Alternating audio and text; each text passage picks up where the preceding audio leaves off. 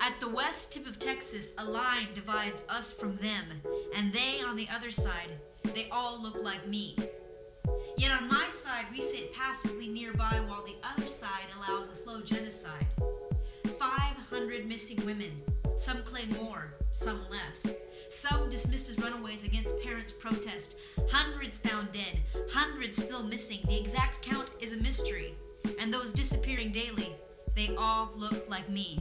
I am a dead ringer for an army of the dead. Mexico slaughtered sisters, all young, long dark hair, dark skin, petite. Some say pretty. My family would in my absence. All young, all lost or dead, and they all look like me. Some foolishly hunt for one serial killer when bus and cab drivers, even cops, are under suspicion, and the ever-growing numbers reflect an entire society where young women are expendable. Young women like me.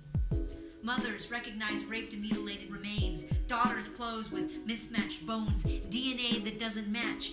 This shirt was my sister's, but these aren't her slacks. This skirt was my mother's, but that's not her hat. Dumped like trash, burnt to ash in the desert that keeps its secrets.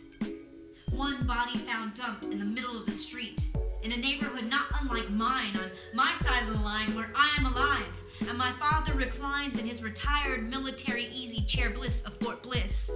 Mom and Dad warn to be careful but aren't overly concerned when my brothers and I cross the border from El Paso to Juarez for late-night cheap college drink-a-thons.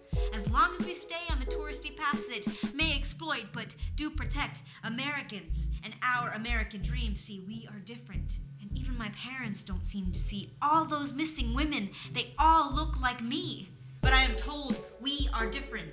Less Mexican, less poor, American, thus worth more different. But all I can see are all the eerie similarities. They all worked like I do. So many last seen going to or coming from work at U.S. corporate-owned maquiladora factories, but I'm told this isn't an American issue, and I'm lucky here on the safe side.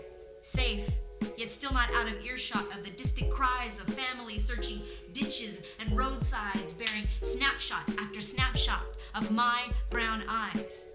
Have you seen this girl? She is my daughter. La has visto, es mi niña, mi bebé, mi esposa, my wife, my baby. Have you seen this face, esta cara?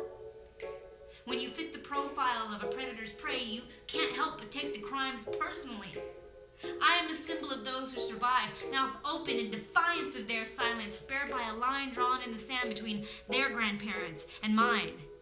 And if that line had fallen someplace closer to home, someplace, say, between you and I, who would I be?